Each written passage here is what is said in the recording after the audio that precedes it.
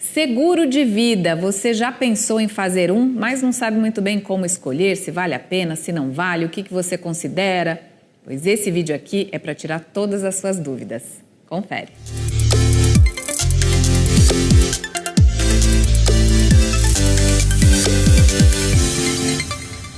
Olá, eu sou Patrícia Lages, autora de 5 best-sellers sobre finanças pessoais e empreendedorismo. E no vídeo de hoje a gente vai fazer uma sequência aqui de um vídeo anterior que a gente respondeu a pergunta: seguro de vida vale a pena? Se você não assistiu esse vídeo, eu vou deixar ele linkado aqui na descrição, porque é bem importante que você assista, porque você vai começar a entender como é que você pode fazer para obter o melhor seguro para si mesmo. Lá no vídeo anterior a gente já respondeu que sim, que vale muito a pena ter um seguro, mas você precisa entender o motivo. E aí, daquele vídeo anterior, nós tivemos uma série de perguntas e foram tantas que a gente resolveu trazer um especialista aqui para nos ajudar a responder a todas essas questões. E esse especialista é o Matheus Nicolau. Tudo bom, Matheus? Tudo bem, Patrícia. Obrigada por você ter vindo, porque olha só, pergunta é o que não falta. Podemos mandar bala nas perguntas? Podemos fazer. Então, legal. O que a gente vai fazer aqui hoje? Eu separei algumas perguntas que nós recebemos, porque eu coloquei uma caixinha de pergunta lá no meu Instagram. Você deu uma olhada, né? Com certeza. Coloquei lá o que você quer saber sobre seguro de vida e a gente, né, até se assustou com a quantidade de perguntas. Então, qual é a ideia aqui desse vídeo? É a gente pegar as perguntas mais frequentes para o Matheus tentar aí responder para a gente vai ter aí uma ideia melhor de como é que funciona o seguro, tá bom? Vou mandar a primeira, pode? Pode mandar. Então, vamos lá. A primeira pergunta, essa foi, assim, uma das mais feitas lá na caixinha do Instagram e também aqui no YouTube, quando a gente colocou o primeiro vídeo. Quais são os critérios para a escolha de um bom seguro? Porque uma vez que você vai fazer, você quer fazer direito, né? O que a gente leva em conta para poder dizer assim, escolhi um bom seguro? Então, Patrícia, a gente tem que levar em consideração uma série de fatores. Assim, não é só chegar lá e, putz, apertei um botãozinho aqui e está o melhor de todos. Então, para conseguir escolher um bom seguro, a gente tem que levar em consideração, obviamente, o preço. A gente tem que levar em consideração as condições gerais, ou seja, o que está coberto, o que não está coberto, aquilo que o seguro efetivamente vai te dar garantia de pagar e o que não vai te dar garantia de pagar. E, por último, escolher uma empresa que seja confiável, ou seja, a gente tem que ir atrás de 3 pilares básicos: um bom custo-benefício, boas coberturas e uma empresa que seja séria, que realmente esteja no mercado para entregar aquilo que foi prometido. Porque, querendo ou não, quando você compra um seguro, você está comprando um pedaço de papel. Não tem ali, uma televisão, paguei televisão para cá, dinheiro para lá. Não, é um pedaço de papel, uma promessa de que as coisas vão ser pagas no momento em que você precisar. Então, tem que levar em consideração esses 3 fatores para não se atabanar lá na frente. E isso também muda de pessoa para pessoa, né? Porque, por exemplo, se a gente for pensar, eu vou fazer um seguro de carro. Para o mesmo carro, né? A mesma pessoa que vai dirigir, a mesma família, você mora no mesmo lugar e a seguradora, sabe-se lá por quê, o que ela vai analisar, ela vai te dar preços diferentes, né? E aí a pessoa vai avaliar isso que você falou. É uma seguradora confiável? Eu conheço alguém que já fez, né?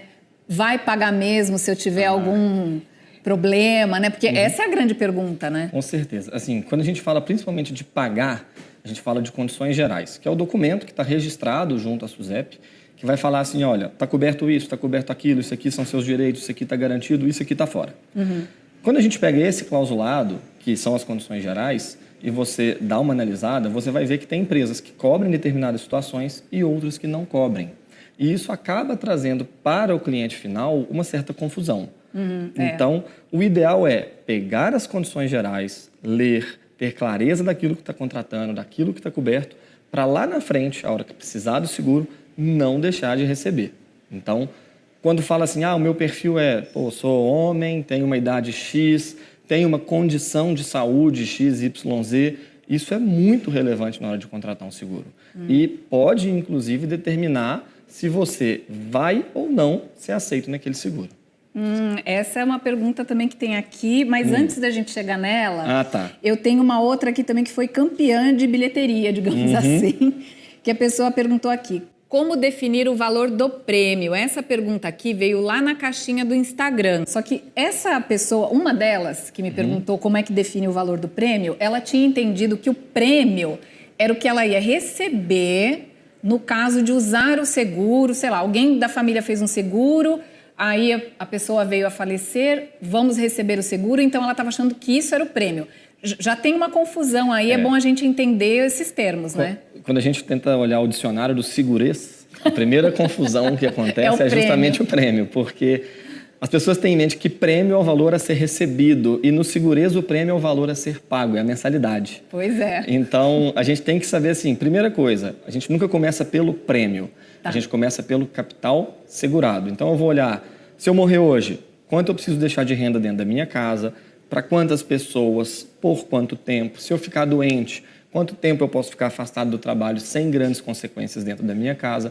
E isso vai me ajudar a nortear e falar, olha, eu preciso de um capital segurado X. Tá. A hora que esse capital segurado X estiver definido, aí sim eu levo uma seguradora para conseguir cotar. E aí a cotação vai me dar o valor real do prêmio, baseado na minha saúde, baseado na minha idade, baseado na minha profissão, se eu pratico ou não algum esporte ou hobby perigoso.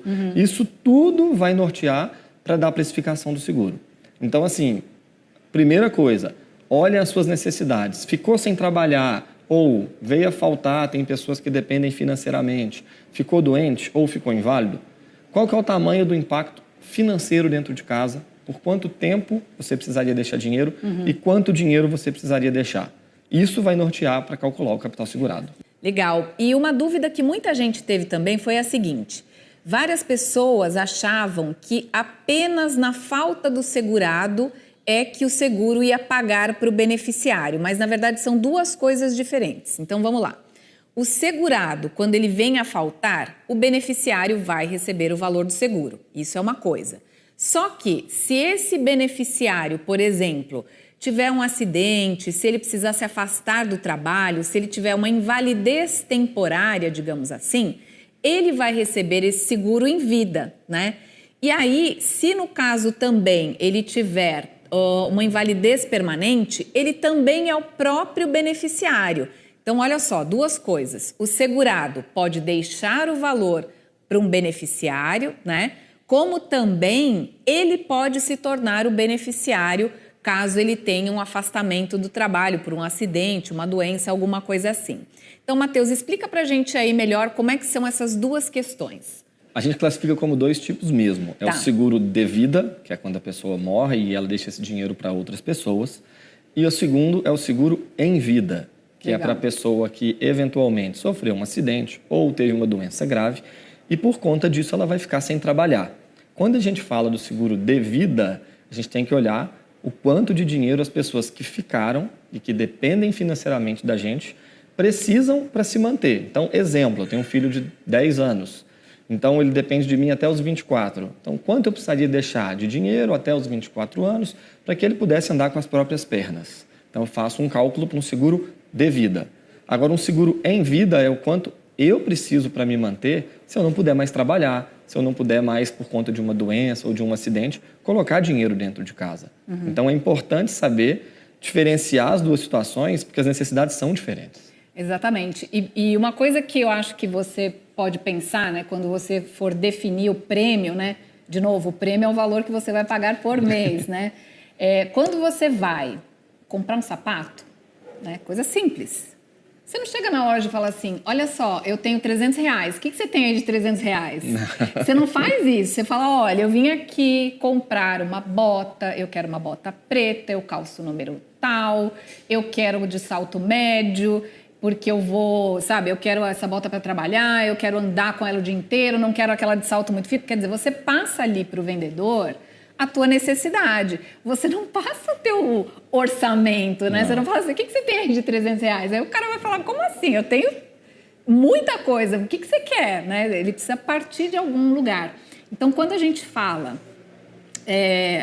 vamos definir pelo que eu posso pagar, não é a melhor maneira. Não. Né? Você tem que dizer o que eu quero. Olha, eu quero isso, isso, isso. Aí você vai chegar ao que é o ideal. Essa é a parte 1. né? Você vai descobrir aí o que é o ideal para o seu seguro de vida ou para o seu seguro em vida. Você vai definir aí o que é o ideal para você. Aí, do outro lado, a seguradora vai dizer, para isso aqui que você precisa, o valor do prêmio é X. Aí você pode descobrir uma outra coisa, que é muito caro para você pagar. Um exemplo, tá? Geralmente a gente se engana. A gente tem a cabeça muito inflacionada e a gente fala, não, é uma coisa que eu não vou conseguir pagar. Honestamente, geralmente a gente se engana. Mas vamos para o pior dos cenários. A pessoa que queria lá uma cobertura muito grande, sei lá, enfim, colocou tudo no pacote. Aí ela fala, meu Deus, não posso pagar. O que acontece se isso de fato acontecer? Pois é, o ideal nesse tipo de situação é que a pessoa tenha clareza do que ela está disposta a abrir mão um pouquinho. E uma das coisas que eu mais gosto de falar é uma analogia, assim, até um pouco infame, mas não tem como pagar pelo bote salva-vidas a hora que o barco afundar, o colete é melhor do que nada, né? Então, assim... Ele vai te deixar boiando. Exatamente. Você não vai afundar. Ele vai te dar mais chances do que nada. Tá. Então, assim, deu lá um prêmio, um valor de X reais. Você pode pagar metade? Cara, metade é melhor do que nada. Sim. Porque se você não vai conseguir arcar com um padrão de X, no caso de morte, no caso de invalidez, no caso de doença grave, meio X ainda é melhor do que não ter nada, não poder contar com nada e chegar lá na frente e ter o imprevisto. Exatamente. É isso que a gente precisa pensar. Não existe um pacote pronto, não existe uma coisa que seja bom para todo mundo, né? Às vezes você fala, mas o fulano fez, ele paga menos, ele paga mais. Depende muito do que tem a cobertura dele, né? E é importante que você pense nesse tipo de solução antes de ter a necessidade de usar, né? Porque a outra pergunta que eu tenho aqui, ela é interessante. Seguro de vida. Tem 3 perguntas aqui que eu ainda quero fazer para você. Mas uma é, se o seguro de vida é um investimento. Isso as pessoas perguntaram muito no sentido de o que eu ganho em fazer um seguro, né? É complexa essa pergunta, porque assim, depende muito da concepção do que é investimento. Eu falei que as perguntas, né, que a gente ia mandar bala nas perguntas. Não, mas não tem problema não. É o seguinte, imagina que se você tem por concepção que investimento é só aquilo que te traz retorno financeiro, ou seja, juro, remuneração de capital, não é. Sim.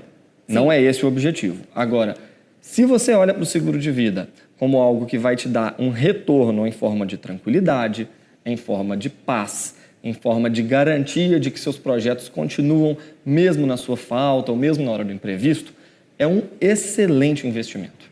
Quando a gente fala, por exemplo, eu quero trocar de carro, quero comprar um carro que tenha mais airbags ou que seja mais seguro. Comprar carro nunca vai ser investimento, sabe? Não rende, não ganha dinheiro. Ele desvaloriza, exatamente, né? Mas você está investindo em segurança, em bem-estar, em conforto. E seguro de vida é isso, é investimento, é em tranquilidade, em garantia de que mesmo na hora do imprevisto, os seus planos vão continuar, seus projetos não param por conta de imprevisto. Se você for olhar também só pelo lado financeiro, não deixa de ser. Ele não é um investimento, porque o investimento financeiro, o que ele visa? O investimento financeiro é quando você coloca um valor num produto financeiro e depois de um período você vai sacar esse valor a mais, esse valor com rendimento. Agora, se você for pensar, sei lá, que um seguro de vida, ele vai te trazer, por exemplo, um retorno financeiro no caso de uma invalidez, isso pode ser encarado até como um investimento. Por quê? Porque se você não tivesse tido aquele seguro, a tua renda seria 0. Perfeito.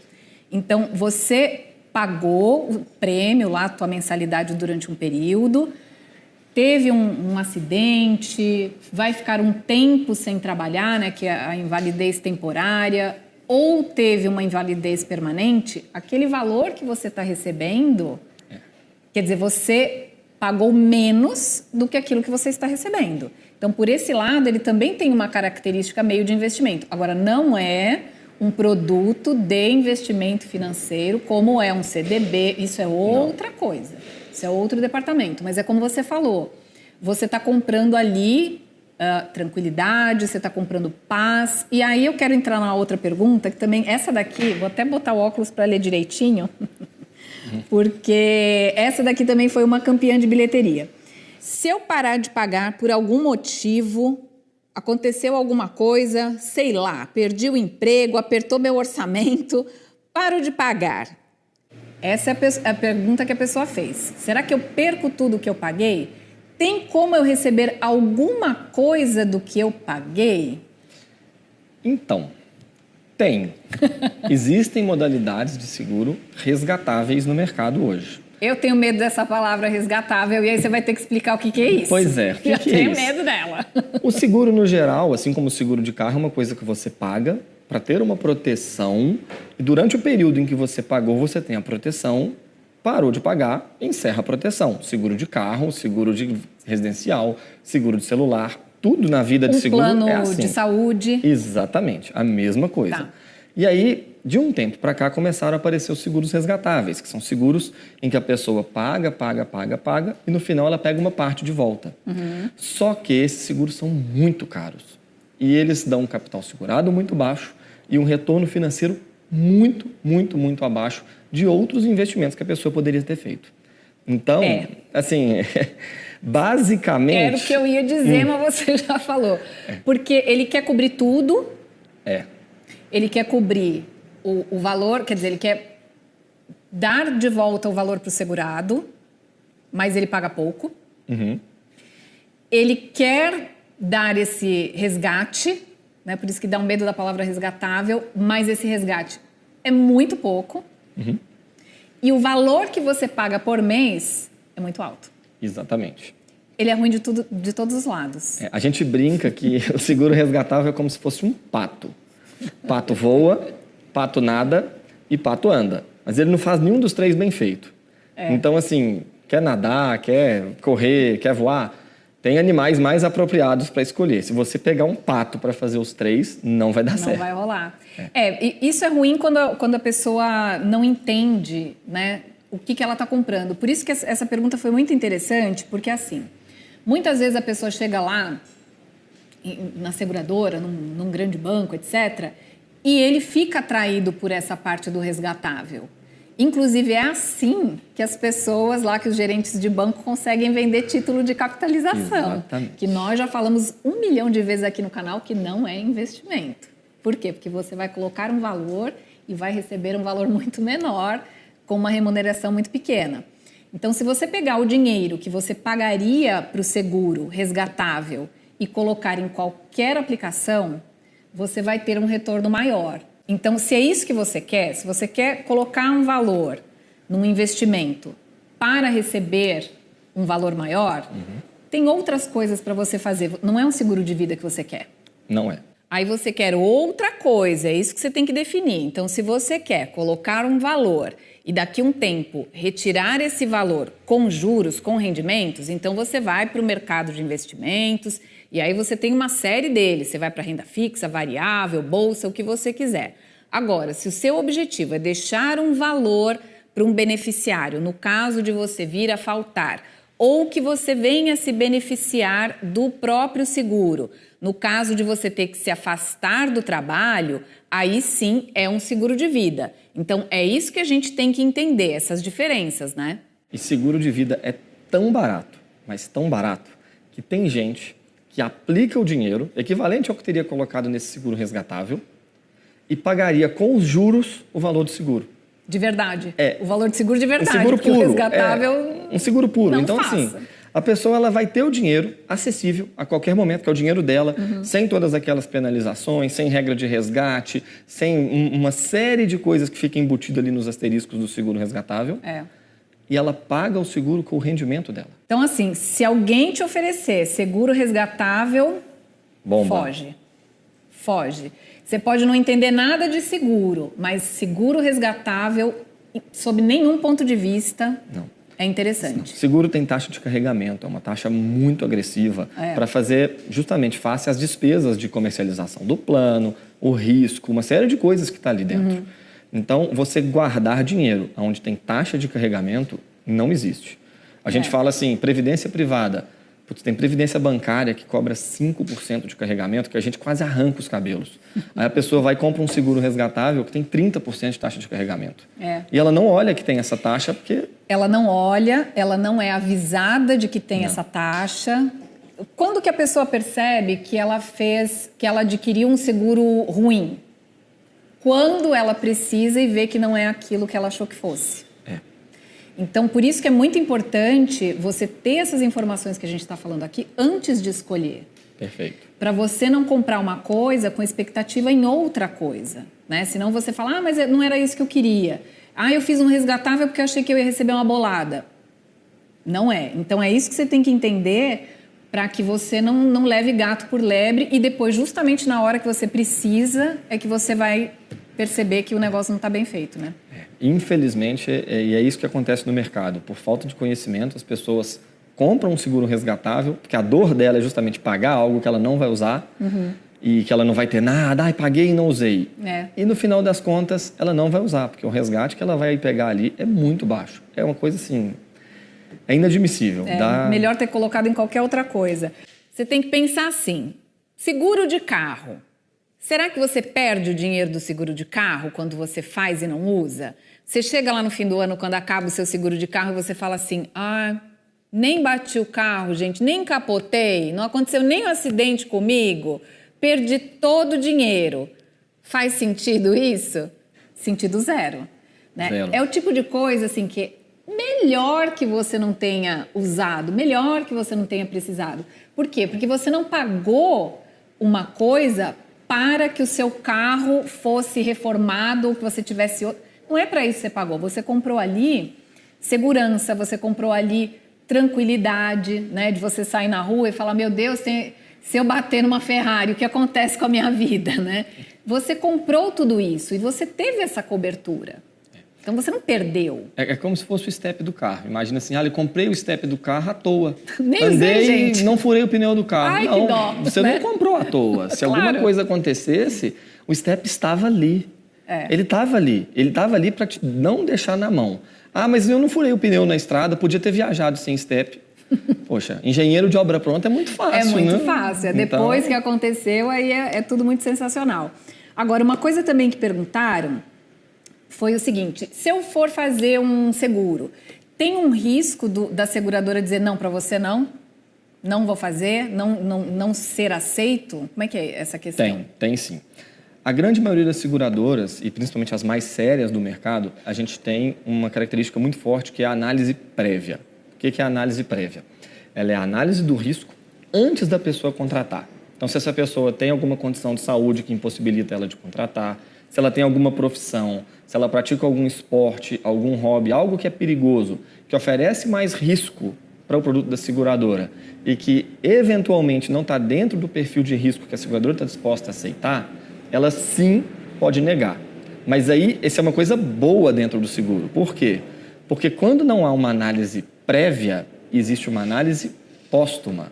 E quando você descobre que não vai receber justamente quando alguém morreu, é tarde demais, porque você já pagou o seguro, você já gastou o dinheiro, você já criou a expectativa, estava com uma sensação de segurança e não leva ao que foi prometido. Então, quando a seguradora aceita qualquer tipo de cliente, não é um bom sinal? Não é um bom sinal.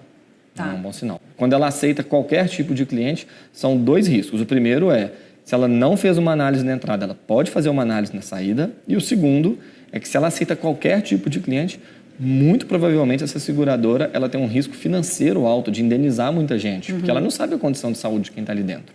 Então, uma das coisas legais que a gente tem hoje no mercado é a gente faz uma análise, a gente verifica se essa pessoa vai ser aceita, se ela vai ser coberta pelo nosso seguro, e uma vez que ela entrou, nunca mais a gente questiona a saúde dela. Sim. Mas a gente já questionou na entrada, para não ter que questionar nada no dia que for pagar o seguro. É que nem quando a pessoa vai contratar um empréstimo, né? Imagina se o banco desse empréstimo para todo mundo. Não dá. Tudo tem que ter uma análise. Então, às vezes a pessoa fala, mas eu vi que alguém não foi aceito. Bom sinal, porque teve essa questão, né? Esse cuidado de analisar. E não é porque um não foi aceito que o outro também não será. É importante, né, preencher lá tudo direitinho e saber de antemão, imagina, você saber depois que alguma coisa não cobria? Não, aí não dá tempo mais de correr atrás, né? Já era. Então, assim, eu acho que a seriedade das empresas passa muito por isso. Em falar, olha, você está fora do perfil de risco que eu estou disposto a assumir. Te fala na entrada. Legal. Porque falar na saída já é tarde. Não dá. Aí a gente já não quer mais saber. Aí... Olha, Matheus, quero te agradecer. Acho que ficou bem claro, assim, esses pontos são muito importantes na hora da pessoa contratar, para ela saber o que ela está comprando, para ela saber exatamente o que está coberto e o que não, para não ter uma expectativa frustrada lá na frente. Com certeza. Eu que agradeço também o convite. Muitíssimo obrigado. Fico à disposição. Qualquer outra necessidade para a gente falar de seguro, pode chamar. Então eu vou fazer o seguinte, ó. Não combinamos, mas é o seguinte... Você tem alguma pergunta, alguma dúvida sobre isso que a gente falou? Você quer saber alguma outra coisa? Deixa aqui a sua pergunta. Vai nos comentários, coloca lá a sua pergunta e aí a gente vai lá cutucar o Matheus para ele responder para vocês, tá bom? Então deixa a tua pergunta. De qualquer maneira, tem aqui também no box da descrição desse vídeo, eu vou deixar um link da Aso Seguros para você clicar lá. O site tem um monte de coisa legal, tem uma porção de informação. Então, de repente, vale a pena você dar uma olhadinha lá antes, porque pode ser que a tua pergunta já esteja respondida lá. Dá uma olhada, tira as tuas dúvidas, é uma plataforma super fácil, tá? E, tendo ainda alguma dúvida, pode deixar aqui mesmo nos comentários a sua pergunta que a gente vai responder, tá bom? A gente se vê no próximo vídeo. Tchau, tchau!